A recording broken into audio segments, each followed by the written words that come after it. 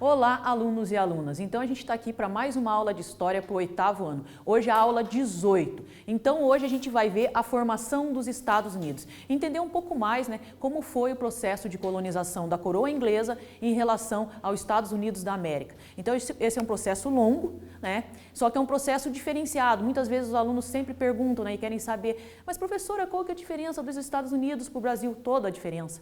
O processo de colonização, o emprego de mão de obra, tudo foi diferenciado.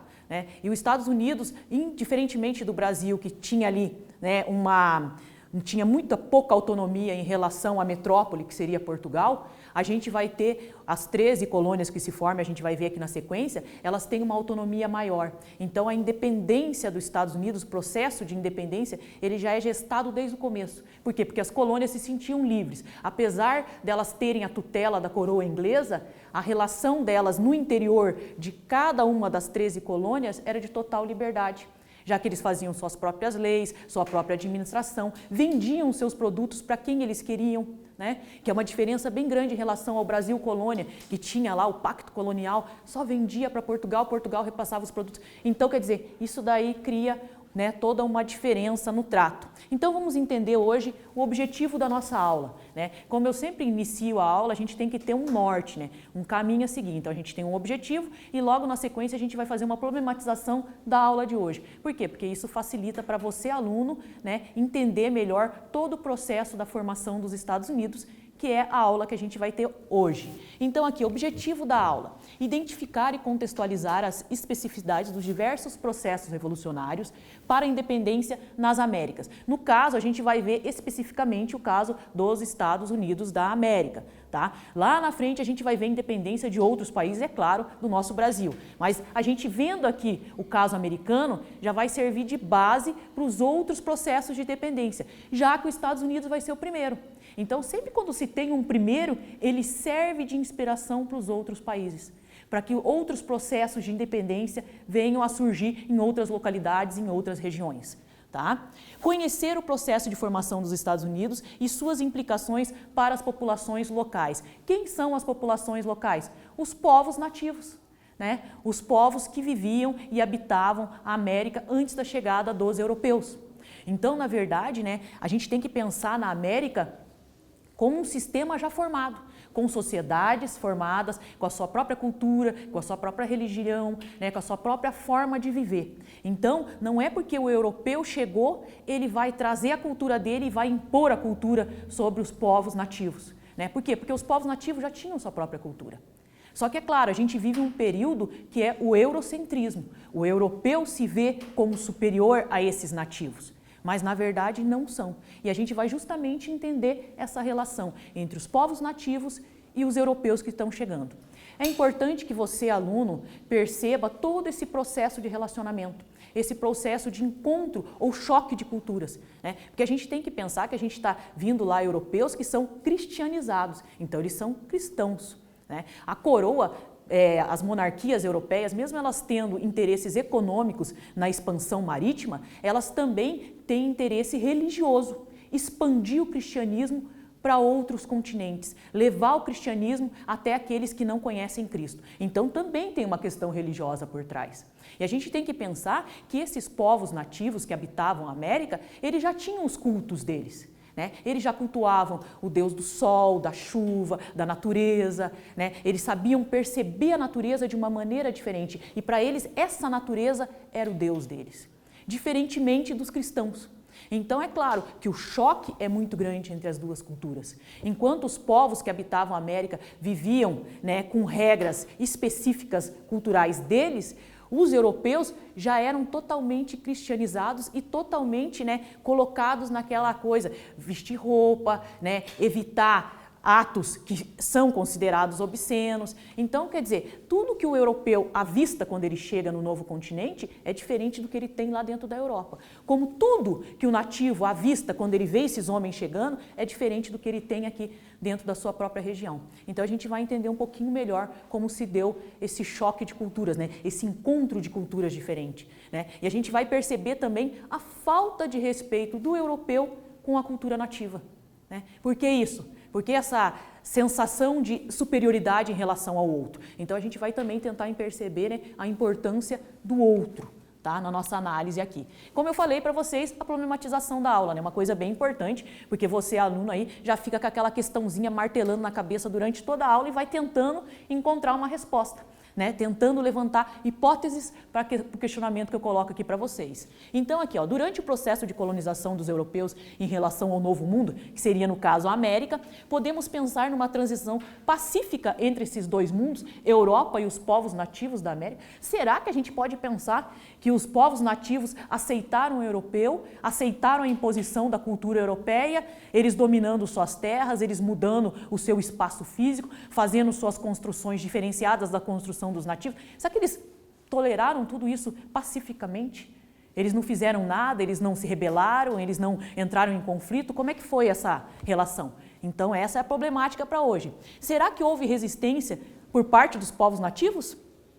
Como o europeu idealizou esse contato através de filmes, livros e pinturas? Vocês sabem, né, que a gente tem uma filmografia muito grande sobre esse período da colonização, né? A gente também tem muitos livros, a gente inclusive no Brasil a gente tem novelas que falam sobre esse período, né? Então a gente vai encontrar N materiais para você ter mais um suporte na sua compreensão. Só que a gente sempre tem que ter em mente que tanto filmes, né, livros, pinturas, é uma representação do que ocorreu. Não é a verdade absoluta. Né? A gente sempre tem que estar pautado no nosso estudo pelas fontes. Né? E sobre o período do descobrimento da América, a gente tem várias fontes. Né? Os diários de Cristóvão Colombo, as cartas de Pero Vaz de Caminha, tudo isso aí são fontes primárias que dão uma ideia do primeiro contato do europeu com os povos nativos. Então essas fontes, elas servem de base para o nosso estudo e para a nossa compreensão do que ocorreu. Tá? No decorrer desta aula, iremos entender melhor como ocorreu esse contato, como eu falei para vocês. Os europeus respeitaram a diversidade cultural dos povos originários? Será que os povos que habitavam a América foram respeitados nesse processo de contato do homem branco com o homem nativo? Então a gente vai entender melhor como se deu esse processo ao longo dessa aula. Aqui eu coloquei para vocês, né, uma reprodução de uma imagem, uma cena da animação Pocahontas. Eu acho que a maioria dos alunos em algum momento deve ter visto lá na infância, né, quando vocês eram mais novinhos, esse desenho da Disney, que é bem conhecido. Tem até regravações mais atuais. Essa que eu coloco aqui para vocês é de 1995. Né? E Pocahontas, ele é um exemplo dessa visão europeia do índio americano. Né? Ela é o quê? Ela é índia boa. Ela se submete, ela aceita pacificamente a entrada do europeu dentro do seu território. E ainda por cima, ela se apaixona pelo homem branco. Né, que se mostra um homem atencioso, compreensivo, né, que tenta, ao longo de toda a animação, ele tenta passar para ela um pouco da cultura dele. Né, ele sempre está explicando as coisas que ela não conhece, como se ela fosse totalmente vazia e ele tivesse que preencher. Né, e não o contrário, que ele fosse o vazio e ela tivesse que preencher.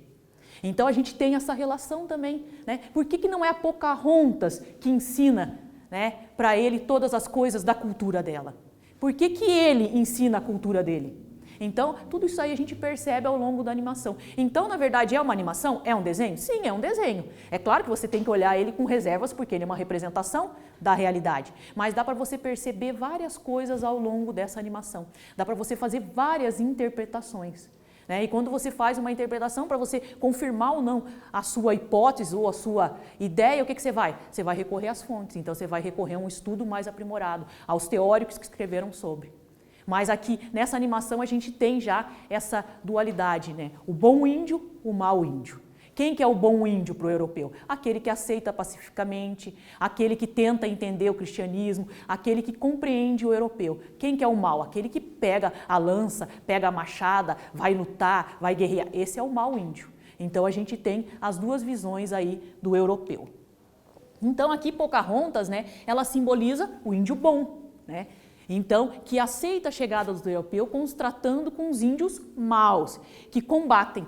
Então, dentro do território americano, a gente vai ter o índio bom, na visão do europeu, e o índio mau, aquele que não aceita a superioridade europeia e resiste. e aquele que aceita e se submete. Então a gente tem as duas visões. Não é preciso dizer que os adjetivos bom e mal atendem exclusivamente à perspectiva dos europeus.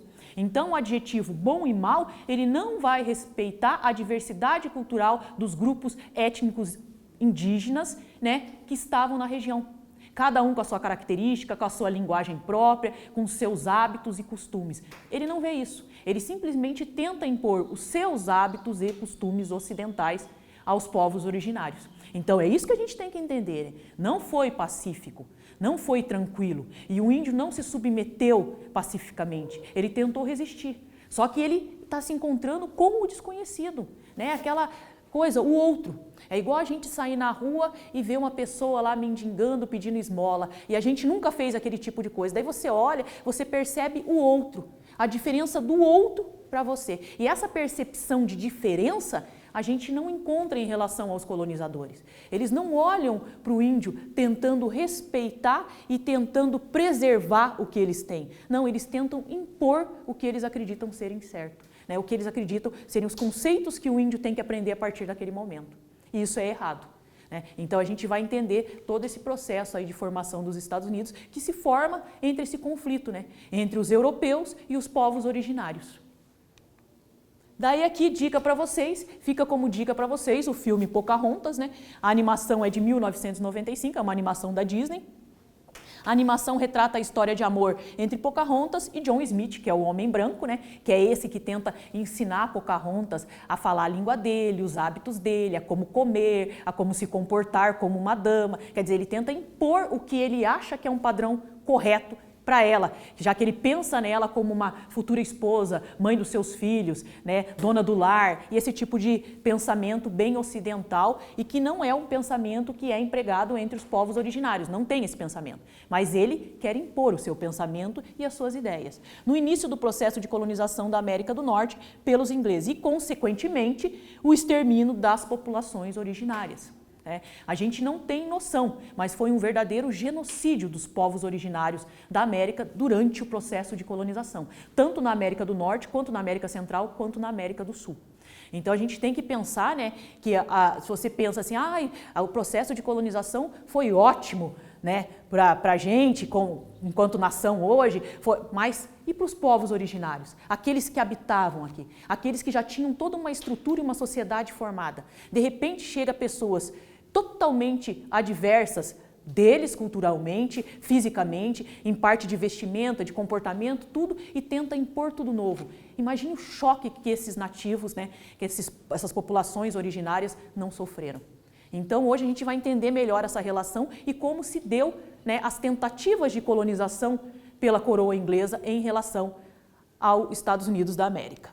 Agora a gente vai para a nossa primeira atividade. Então a gente já teve uma introdução, você já entendeu mais ou menos do que vai tratar a aula ao longo de toda a nossa aula aqui, então assim você já tem condições de resolver algumas questõezinhas aí. Então aqui a primeira, de acordo com o estudado até agora, que a gente viu ali o filme de Pocahontas, eu falei um pouco desse processo, do contato entre ambos, então você vai escrever lá no seu caderno V para verdadeira, na questão que você acha que é verdadeira, F para falsa, na questão que você acha, que é falsa.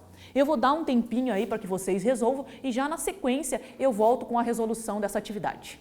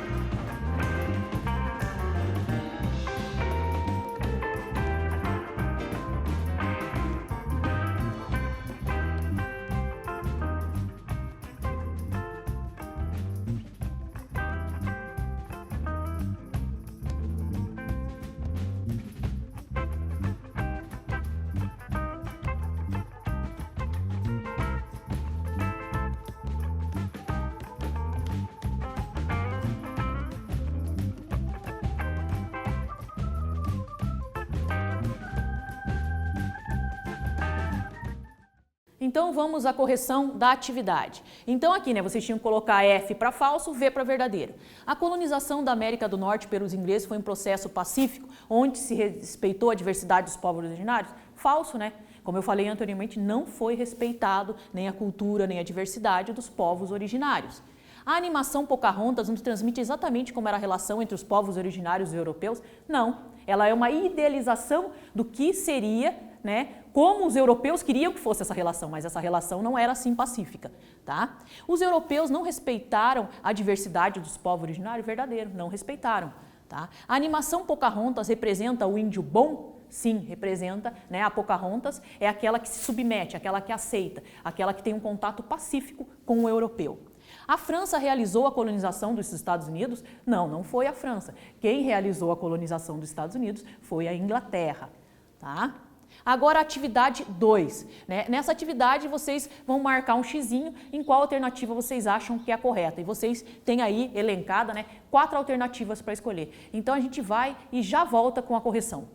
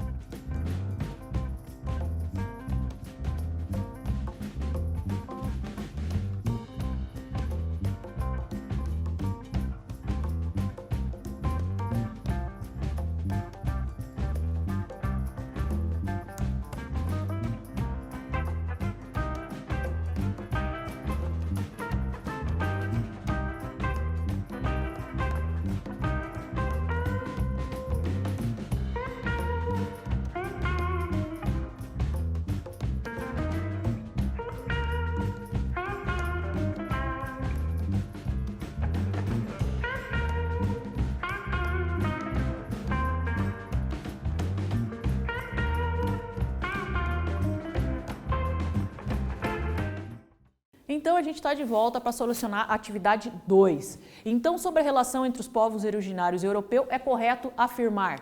A resposta correta é a letra C. Os adjetivos bom e mal atendem exclusivamente às perspectivas dos europeus. Então, na verdade, né, quando diz o índio bom, o índio mal, né, não está respeitando nem um pouco a diversidade cultural indígena e ainda por cima é um padrão europeu, tá? Aqui a gente vai entrar agora, finalmente, né, na colonização inglesa da América. Então vamos entender um pouquinho melhor como se deu esse processo. A primeira tentativa de colonização, né, ela foi mais ou menos em 1585, né, aonde o nobre inglês Sir Walter Raleigh, ele vem, né, tenta fazer o processo de colonização, mas essa primeira tentativa não dá certo, tá? A primeira tentativa acaba sendo sufocada. Por quê? Porque eles vão encontrar muitas adversidades, né, os colonos, principalmente fome, doenças e a resistência indígena, né? Eu tinha perguntado, né, qual que é a problemática da nossa aula. Houve resistência indígena? Foi pacífico esse encontro? Não, não foi pacífico e houve resistência indígena. Tanto é que a primeira tentativa de colonização no século XVI não deu certo, tá? As 13 colônias. Em 1620, um grupo de puritanos ingleses, que inclusive são chamados, né, de os pais puritanos da América, chegou hoje onde é o estado de Massachusetts, no nordeste da América do Norte, em um navio chamado Mayflower. Tá? E lá fundou um núcleo colonizado, Plymouth, e esses primeiros imigrantes são chamados, né, de pais peregrinos. Então eles vão ser os primeiros né, que vem para a América com um pensamento de construir uma colônia, né, uma colônia voltada para o crescimento econômico, para o desenvolvimento da região, mas também com características religiosas. Então, é claro que o primeiro contato deles com os povos originários vai ser um processo de tentar converter esses povos originários ao cristianismo. Tá? A gente tem que pensar que na Inglaterra, nesse período, século XVII, havia uma grande perseguição religiosa. Porque qual era a religião oficial da Inglaterra? Anglicanismo. Então, calvinistas, luteranos, todos esses grupos eram perseguidos. Tá? Por isso que há essa fuga desses homens e mulheres em direção ao novo continente. Aqui a gente tem um mapa, né, que mostra aonde ficava localizada as 13 colônias. Né? Então, a gente vai ter as colônias do centro, as do norte e as do sul. Mais à frente eu vou explicar qual é essa divisão das colônias.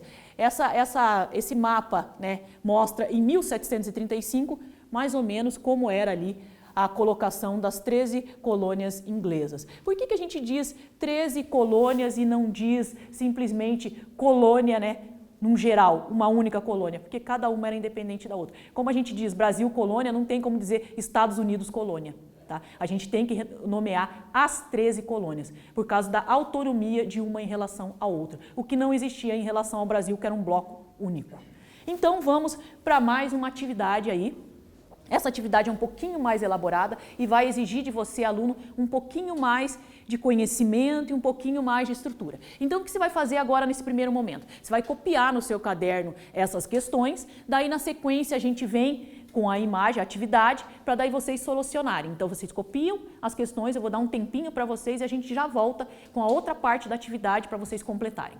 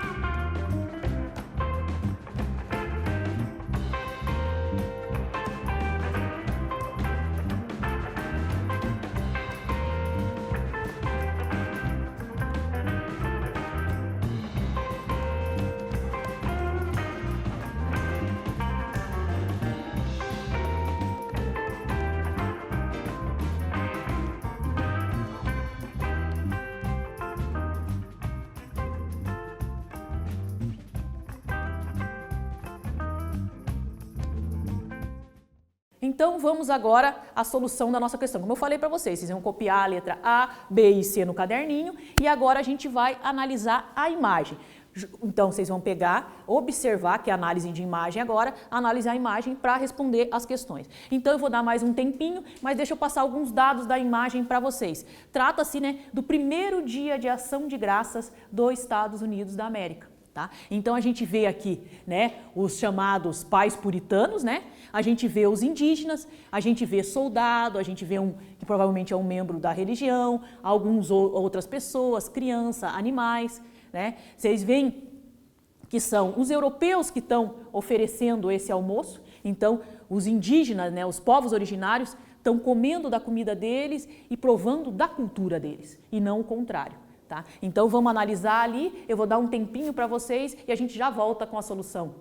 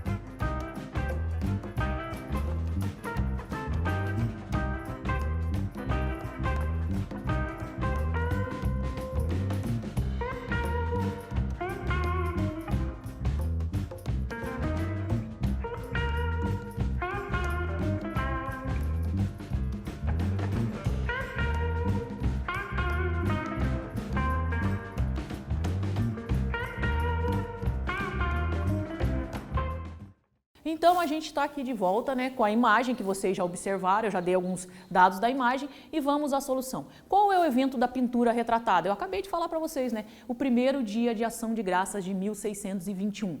Podemos dividir os personagens retratados em dois grupos étnicos. Quais seriam esses grupos? Os povos originários, que são os indígenas, e o grupo de colonos europeus, né, que são chamados pais puritanos.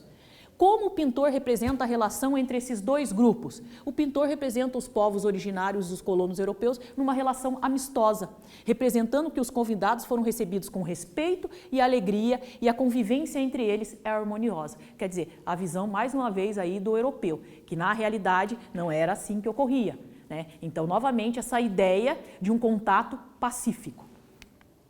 Então aqui a gente tem agora um texto de apoio que eu vou ler para vocês, né? Esse texto é para vocês terem uma ideia de um documento que fala sobre como seria, né, o contato entre europeus e indígenas. Então aqui, os indígenas. Centenas de povos indígenas como Cherokees, Comanches, Apaches habitavam a América do Norte quando os europeus chegaram.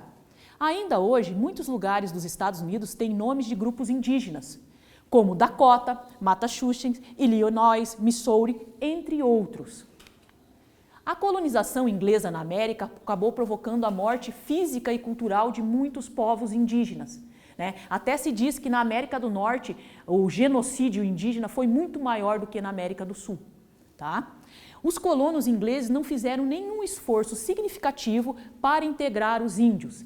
As uniões entre colonos e mulheres indígenas não eram estimuladas, quer dizer, o homem, o europeu, não queria esses relacionamentos, esses casamentos. A gente não viu lá a animação anterior da Pocahontas com John Smith? Aquele tipo de contato não era bem visto, tá? Houve miscigenação, mas em um número bem menor do que na América Espanhola e nas terras brasileiras. Então, a miscigenação, até hoje, nos Estados Unidos da América, não é uma coisa comum, né? Se a gente observar, por exemplo, os negros americanos, você vai perceber que o negro americano ele se casa com uma negra americana.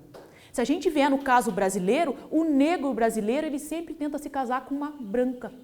A gente tem essa cultura de miscigenação. Esse mesmo tipo de cultura não existe nos Estados Unidos, tá? Devido ao quê? Devido a esse processo de colonização. Então, não tem essa relação de miscigenação entre as etnias. Aqui, atividade 4.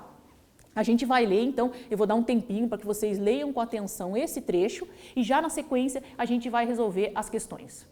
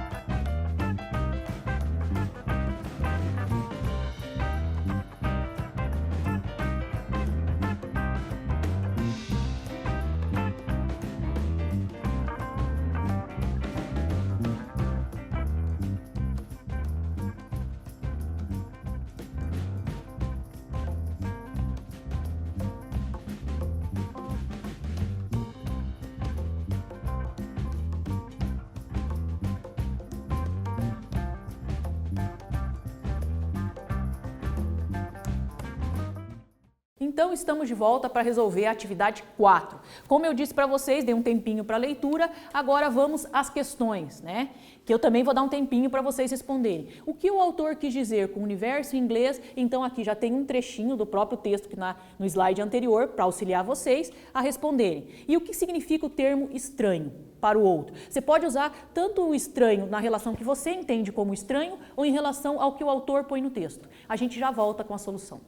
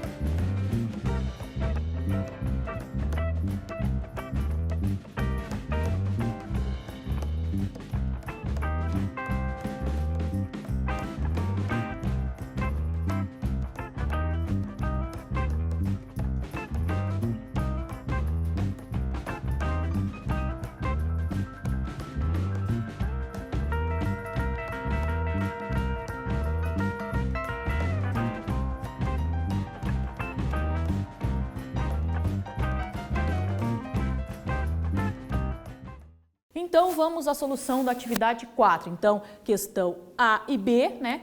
Vamos à resposta. O que o autor quis dizer com o universo inglês, mesmo quando eventualmente favorável à figura do índio, jamais vai promover um projeto de integração. Não era uma preocupação dos colonos se integrar, né, com os povos originários, eles não tinham esse interesse. Na verdade, eles vieram para criar uma nova colônia, que seria uma extensão da Inglaterra, né, até uma nova Inglaterra, e também retirar os recursos minerais, fazer a exploração mesmo desse novo território. Tá? Na verdade, o colono pensava nesses povos como potencial mão de obra, né, para auxiliar no desbravamento e na construção de um novo mundo. Então, ele não tinha a intenção de integração. Tá? A B, o que significa o termo estranho para o autor? Eu falei para vocês podem usar o que vocês, né, entendem como estranho, podem pegar o texto e se pautar no texto para determinar o conceito de estranho. Hábitos e costumes dos povos originários nem de longe lembrava os hábitos e costumes dos europeus. Por mais que o europeu tentasse colocar no lugar do outro, o índio, continuava um estranho, ou seja, sempre condicionado a ser do outro grupo. Então, mesmo o europeu tentando inserir essa sociedade, esses povos originários, para ele, o povo originário que habitava a América era sempre estranho. Tá? Atividade 5. Na atividade 5, né, é mais uma atividade de múltipla escolha, então vocês vão ler, escolhem uma alternativa e a gente já volta com a solução.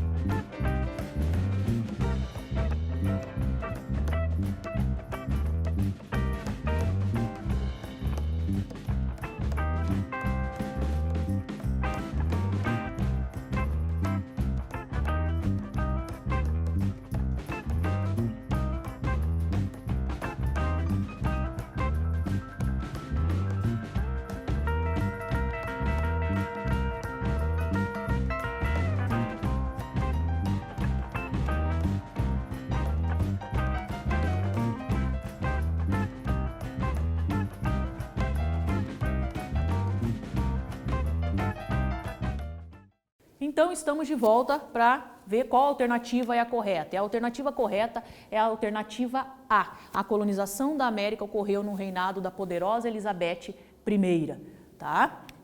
Então, aqui a segunda tentativa. A segunda tentativa ela vai ser também no século XVII, só que ela vai ser mais bem sucedida do que a primeira. Porque o que a coroa inglesa vai fazer? Ela vai convocar os nobres interessados em fazer a colonização e vai pegar grandes companhias capitalistas. E é justamente essas companhias que vão fazer o processo de colonização na segunda tentativa. Né? Então, essas empresas pretendiam transportar pessoas e mercadorias. Né? E nessa forma de pensamento de pessoas e mercadorias é que o sistema vai dar certo. Então, para gerar interesse das pessoas, eles faziam propagandas dentro da Inglaterra, prometendo terras, ganhos, lucros, uma terra próspera. Não falava nada de que tinha índios que não queriam eles aqui, não falava nada disso, só falava o lado bom da viagem. E é claro, as pessoas, como não tinham emprego lá, não tinham o que fazer dentro da Inglaterra, se interessavam em vir. Tá? E essas empresas, né, acabavam atraindo quem? Aventureiros, mulheres pobres que eram vendidas como esposa para os novos colonos. Tá? camponeses sem terras, que vinham trabalhar como servos temporários. Como é que era o regime de servo temporário? A pessoa vinha da Inglaterra para cá e ela tinha que pagar a passagem de vinda. Como ela não tinha dinheiro, ela ficava subordinada a quem a empregou. Daí ela trabalhava por 3, 4 anos para pagar a passagem. Então, nesses 3 ou 4 anos, ela ficava aqui na América trabalhando sem receber nada, para pagar a sua passagem de vinda. Isso é o regime de servidão temporária. A gente também vai ter vindo para a América grupos de religiosos protestantes, né, ingleses, puritanos, batistas, presbiterianos, como eu falei para vocês, né, a perseguição que era feita pela igreja anglicana às outras religiões. E outros que fugiam da Inglaterra devido à perseguição religiosa.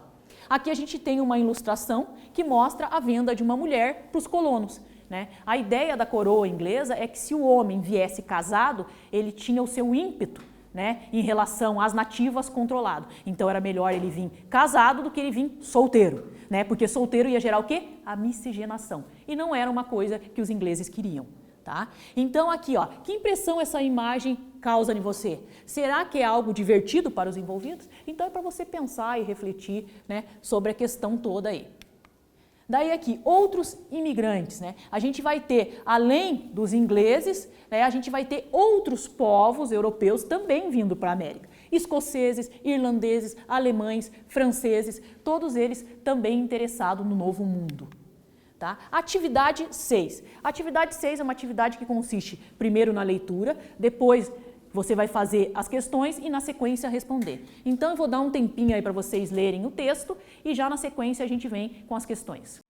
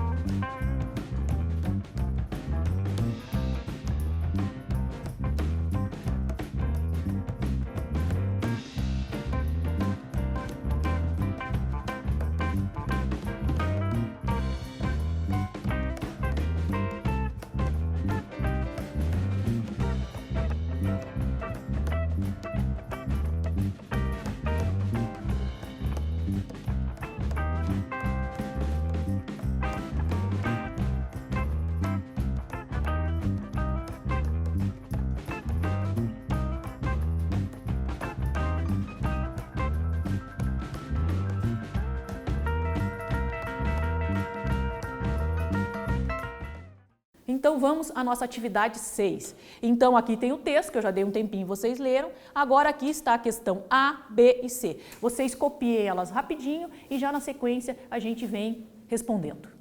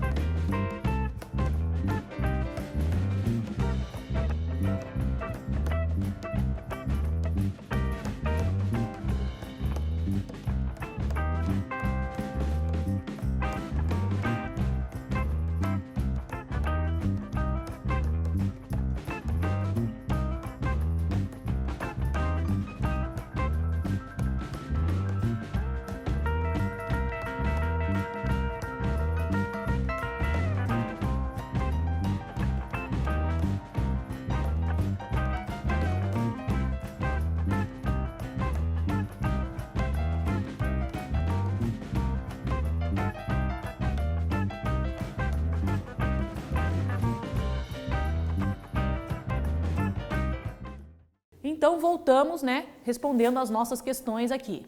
Então aqui, quais adjetivos Jonas usa para se referir aos povos originários? Jonas utiliza adjetivos selvagem, primitivo, incivilizado, estúpido, endemoniado, que era uma visão bem típica do europeu em relação aos povos originários, tá? B. Qual é a visão dele a respeito dos povos originários? A visão dele é etnocêntrica, que tem uma cultura diferente da dele, é visto como inferior, incivilizado, né, bárbaro. Então, tudo isso daí é colocado também. A C. A demonização do indígena pode ter servido para justificar a conquista da América pelos europeus? Sim.